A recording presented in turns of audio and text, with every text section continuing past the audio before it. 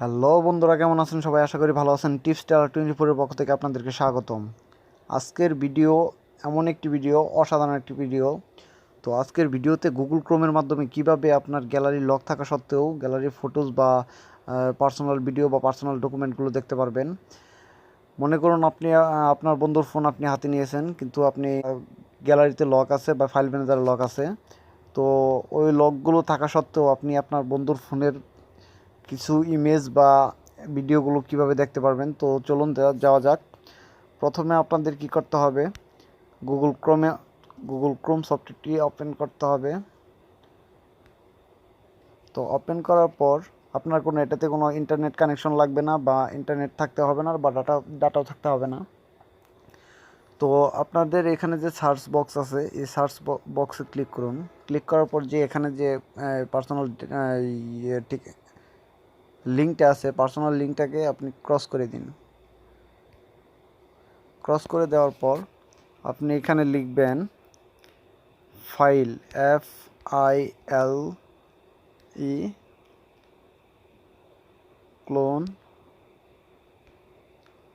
Slash slash slash দেওয়ার পর লিখবেন SD কার্ড।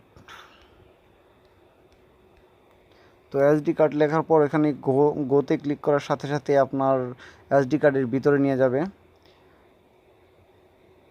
সরি, আমার ঠিকানাটা একটু ভুল হয়েছে। এখানে দেখুন, এই স্পেসটা দেওয়া যাবে না, স্পেসটা না দিয়ে সার্চ করতে হবে। তো গোতে ক্লিক করুন আবার। এই যে দেখুন, আপনার ফোনের যে SD কার্ডের ফুল মেমোরি এখানে শো করছে। তো এই মেমোরিতে যাওয়ার পর আপনি যে কোনো ফোল্ডারে ঢুকবেন। এই যে দেখুন, আমি আমার একটা ফোল্ডারে ঢুকতেছি। এই দেখুন, সরি এখানে কোনো ডাটা নেই।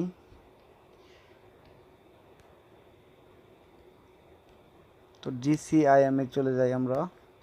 এখানে দেখুন ক্যামেরা অপশন। এই যে দেখুন, এই পিকচারগুলো, এগুলো সব পিকচার, ঠিক আছে? এখানে সব ডেটা আকারে শো করছে, দেখেন এগুলো সব পিকচার। ক্লিক করার সাথে সাথেই এই যে দেখুন,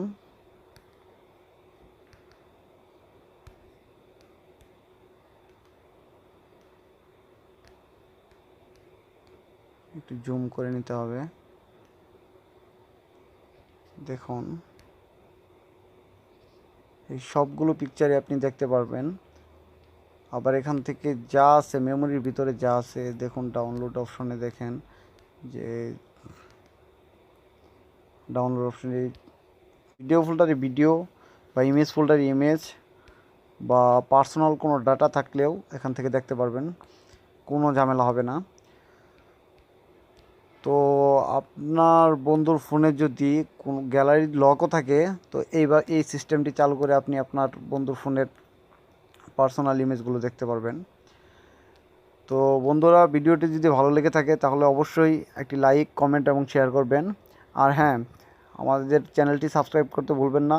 আমাদের চ্যানেলটি সাবস্ক্রাইব করে পাশে থাকা বেল আইকনটি অন করে দিন, যেন পরবর্তী ভিডিও দেওয়া মাত্র আপনার ফোনের নোটিফিকেশন চলে যায়। তো আজকের মতো এই পর্যন্তই।